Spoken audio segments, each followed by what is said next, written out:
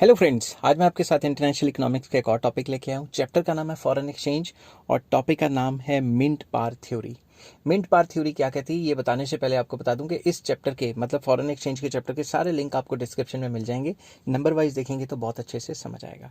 चलिए शुरू करते हैं इस थ्योरी को।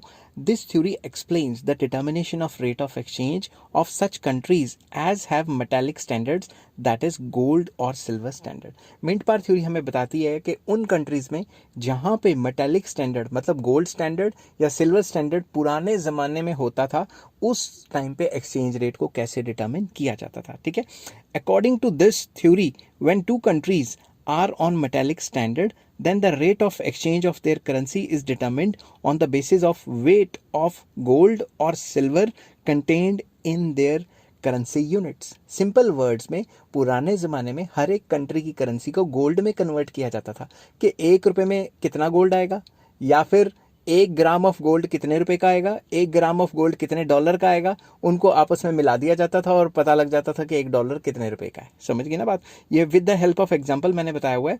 We discuss this theory in relation to gold standard. हम गोल्ड स्टैंडर्ड के हिसाब से डिस्कस करेंगे, सिल्वर स्टैंडर्ड के हिसाब से भी आप डिस्कस कर सकते हो। ठीक है, मगर क्योंकि गोल्ड स्टैंडर्ड ज़्यादा रियलिस्टिक है और ज़्यादा कंट्रीज ने ये अप्लाई किया था, इसलिए गोल्ड स्टैंडर्ड पे चलेंगे। A country is said to be on gold standard when, कुछ पॉइंट्स हैं ये फॉलो करेगी तभी गोल्ड स्टैंडर्ड पे मानी जाएगी। Number 1, the monetary authority of a country is willing to buy and sell gold at a fix price to an unlimited extent. जब उनकी उस कंसर्न कंट्री की जो मॉनिटरी अथॉरिटी है, सिंपल वर्ड्स में सेंट्रल बैंक, वो रेडी है एक पर्टिकुलर प्राइस पे गोल्ड को खरीदने के लिए और बेचने के लिए। मतलब अगर मैं सेंट्रल बैंक के पास जाऊं और कहूं मेरे पास इतना गोल्ड है, उसके बदले जो भी उन्होंने रेट फिक्स किया उतने मुझे पैसे मिल जाएंगे, या फिर मैं उनके पास उतने पैसे लेके जाऊं उतने वैल्यू का वो मुझे गोल्ड दे देंगे। मगर आज के हिसाब से ये थ्योरी काम नहीं करती। ये थ्योरी तो है ही है, पेपर में तो आनी है, इसलिए मैंने करवाई हुई है। ठीक है, value of currency unit is equal to the value of gold. तो मतलब बताया हुआ है कि भाई 1 यूनिट ऑफ गोल्ड में इतनी करेंसी आएगी। समझ गए ना बात, करेंसी की टर्म्स में कन्वर्ट किया जाएगा। External value of currency is expressed in terms of fix weightage of gold. जब एक्सटर्नल वैल्यू मतलब हम एक कंट्री से दूसरे कंट्री पे जाएं तो एक कंट्री की जो एक्सचेंज रेट की वैल्यू, फॉरेन एक्सचेंज रेट की वैल्यू होगी, वो भी गोल्ड की टर्म्स में डिटरमिन की जाएगी। कैसे की जाएगी वो पूरा का पूरा मैंने क्वेश्चन सॉल्व किया हुआ है, जिस हिसाब से पेपर में लिखना है उस हिसाब से बताया हुआ मैंने। There is freedom to export and import of gold. Gold के इंपोर्ट एक्सपोर्ट पे फ्रीडम है, कोई रिस्ट्रिक्शंस नहीं है। फिर आपने हेडिंग बनानी है determination of rate of exchange, कि रेट ऑफ एक्सचेंज को डिटर्मिन किस तरीके से करना है इस टाइप की सिचुएशन में। तो मैंने वो जो पुरानी बातें फिर से वही लिखी हुई हैं, क्योंकि अगर आपको लॉन्ग क्वेश्चन आता है तो आपको थोड़ा बहुत तो लिखना पड़ेगा ना। अगर मैं छोटी सी बात निबेड़ दूंगा कि 1 डॉलर इतने में गोल्ड का दे देता है और 1 रुपया इतने गोल्ड का देता है, इसी से निकाल लो, वो तो फिर 4 लाइनों में खत्म हो जाएगा। When two countries are on gold और silver standard, it is quite easy to determine the rate of exchange. Exchange rate को पता लगाना बहुत आसान है जब गोल्ड स्टैंडर्ड या सिल्वर स्टैंडर्ड हो। Rate of exchange between these countries is determined on the basis of weight of gold और silver contained in 1 unit of their respective currency or the gold value of their currency। हम क्या करेंगे, हम देखेंगे कि 1 unit of currency, मान लो America और India की एग्जांपल ले लेते हैं। अमेरिका में 1 डॉलर का इतने ग्राम गोल्ड आता है। ठीक है, मैं अनरियलिस्टिक एग्जांपल ले रहा हूँ कि 1 डॉलर के ग्राम्स में नहीं आएगा, कई डॉलर्स के ग्राम में आएगा। तो मैं मान लेता हूँ, मान लो 1 तोला है सोने का, लगा लेता हूँ कि जो अमेरिका है उसमें 1 तोले का जो डॉलर का रेट है वो फला है। और अगर मैं इंडिया में तोले का रेट फिक्स कर लूँ तो आजकल 50,000 के करीब चल रहा है जब मैं वीडियो बना रहा हूँ। तो मैं दोनों को इक्वेट कर दूंगा। समझ गई ना बात। जब दोनों को इक्वेट करूंगा तो उससे मुझे पर डॉलर कितने रुपए हैं वो पता लग जाएगा। ठीक है ना। Rate of exchange determined in on the basis of parity of weight of gold contents of two currencies is called mint par parity।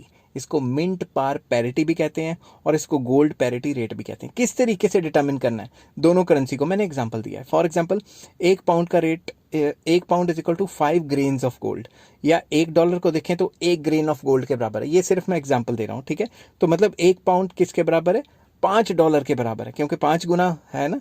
तो 1 डॉलर कितने के बराबर हुआ, 1/1/5 ऑफ अ पाउंड। तो ये एक्सचेंज रेट डिटरमिन हो गया ना। पहले दोनों करेंसी को गोल्ड में कन्वर्ट किया और बाद में करेंसीज को आपस में देख लिया कि जो 1 तोला है वो इतने का आता है और वहाँ पे 1 तोला इतने का आता है, आपस में एक दूसरे की इक्वालिटी करके पर यूनिट निकल जाएगा। समझ गए ना बात।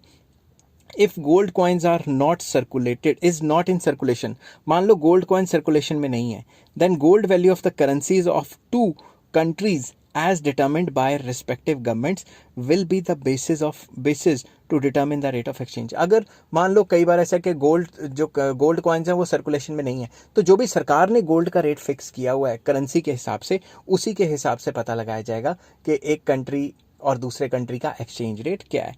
इन other words, rate of exchange will be determined by mint par. तो मिंट पार या मिंट पैरिटी क्या होता है? Gold contents per unit of currency A divided by gold contents per unit of currency B. For example, 1 tola आ रहा है 1000 unit में, और दूसरे जो करेंसी का आ रहा है 1 तोला, मान लो वो 10 में आ रहा है. एग्जाम्पल दे रहा हूँ, ठीक है. तो ये कट गया तो एक ये करेंसी 100 यूनिट के बराबर होगी ना. समझ गए बात? तो इस तरीके से आप ये थ्योरी को समझ सकते हो. Under gold standard payment of foreign exchange is quite easy. जो गोल्ड स्टैंडर्ड के अंदर जो पेमेंट होती है वो काफ़ी ईजी रहती है. There are 2 methods of payment. 2 methods होते हैं. नंबर 1, इम्पोर्टर्स क्या करते हैं? इम्पोर्टर्स और other who need foreign exchange for making payments abroad buy foreign currencies in the foreign exchange market and remit the same to foreign exporters. वो importers जिनको बाहर से माल इंपोर्ट करना है, उनको भी तो डॉलर देने ना बाहर. समझ के बात? तो वो लोग, या फिर जिनको फॉरेन करेंसी चाहिए, वो लोग ओपन मार्केट से, फॉरेन एक्सचेंज मार्केट से डॉलर खरीद लेंगे जो मार्केट रेट पे चल रहा है, और बाहर वो पे कर देंगे. The other mode is to export gold for making foreign payments. जो दूसरा तरीका है वो क्या है कि भाई जो गोल्ड है उसका एक्सपोर्ट किया जाए, बाहर बेचा जाए गोल्ड को, और बाहर से जो पैसे आएंगे फॉरेन करेंसी की टर्म्स में, उससे पेमेंट्स की जाए. The debtor country buys gold from the bullion market और the government ships the same to creditor country. अगर कोई डेटर कंट्री है और कोई क्रेडिटर कंट्री है, तो वो क्या करेगी? या तो सोना कहीं से खरीदेगी, या अपना सोना जो क्रेडिटर कंट्री है उसको शिप कर देगी. समझ गए ना बात? उसको भेज देगी. It is a bit costly method. It is a bit costly method because in exporting gold, expenses are to be incurred on packing.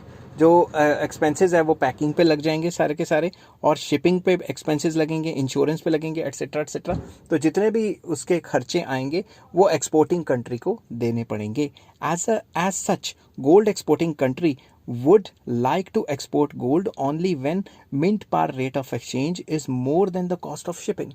वो शिपिंग करेगी, शिपिंग पे इतना ज़्यादा खर्चा आ जाएगा, तो वो तो तभी बाहर भेजेगी ना अपना सोना जब उसके ये जो सारे खर्चे हैं कम पड़ रहे हो और उसे एक्सचेंज रेट ज़्यादा मिल रहा हो. समझ गई ना बात? जो घर में वो एक्सचेंज करेगी उसमें कम पैसा मिल रहा है, और जो बाहर एक्सचेंज करेगी उसमें ज़्यादा पैसा मिल रहा है. समझ गई बात? तभी तो वो बाहर भेजना पसंद करेगी.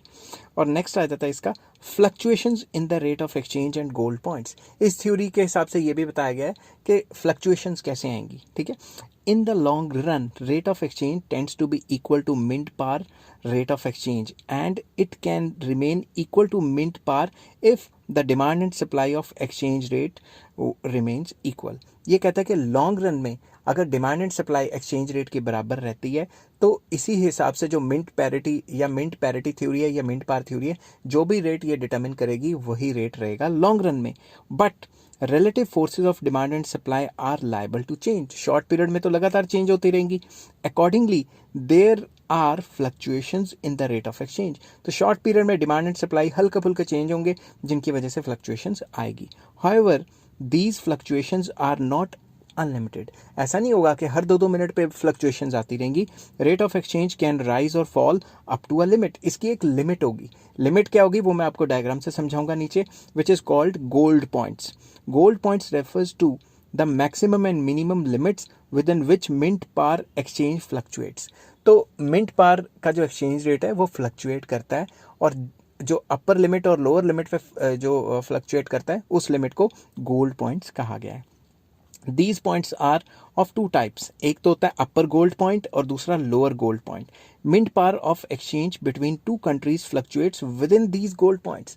मतलब जो भी हमारा जो एक्सचेंज रेट है वो इन 2 गोल्ड पॉइंट्स के बीच में ही फ्लक्चुएट करेगा. समझ गए ना बात? अपर गोल्ड पॉइंट और लोअर गोल्ड पॉइंट के बीच में फ्लक्चुएट करेगा. और ये कैसे डायग्राम से बनाना है वो मैंने बताया हुआ है नीचे, बताता हूँ अभी आपको. When two countries are on gold standard and there are no restriction on export and import of gold between them, in that case the limits within which the rate of exchange fluctuates are determined by the cost of shipping.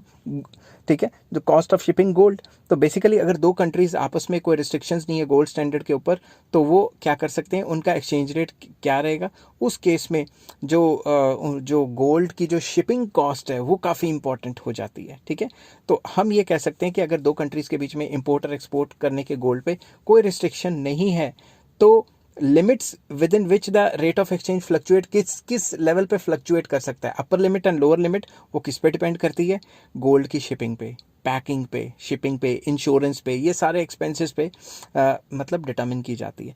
If the cost of shipping of gold is added to mint par, जो भी mint पार rate है उस पर shipping की cost भी लगा दी जाए तो उससे हमें अपर गोल्ड पॉइंट मिलता है। ठीक है, similarly if the cost of shipping of gold is deducted from mint par, जो मिंट पार के हिसाब से एक्सचेंज रेट तय हुआ है, अगर उसमें से शिपिंग की कॉस्ट निकाल दें तो हमें लोअर गोल्ड पॉइंट मिल जाता है। समझ गए बात। तो ओवरऑल ये थ्योरी कहती है, ये डिमांड है, ये सप्लाई है, जहां पे ये डिटर्मिन कर रहे हैं मिंट पार के हिसाब से, तो ये इक्विलिब्रियम आ गया। ठीक है, मिंट पार के हिसाब से ये आ गया। तो अब ये जो अपर लिमिट है और लोअर लिमिट है, इसी के बीच में फ्लक्चुएट करते हैं। समझ गई बात। अगर हम इसमें वो ऐड कर दें शिपिंग कॉस्ट तो अपर रेट चला जाएगा, और अगर हम इंपोर्ट कर रहे हैं तो वो लोअर रेट चला जाएगा। आई होप ये वीडियो आपको पसंद आई होगी। अगर पसंद आई है तो please like, share and subscribe. इस चैप्टर के सारे लिंक आपको डिस्क्रिप्शन में मिल जाएंगे। जिस हिसाब से पेपर में लिखनी थी मैंने उसी हिसाब से आपको लिख के बताई है। नेक्स्ट थ्योरी मैं करूँगा purchasing power parity theory. Till then take care, bye bye.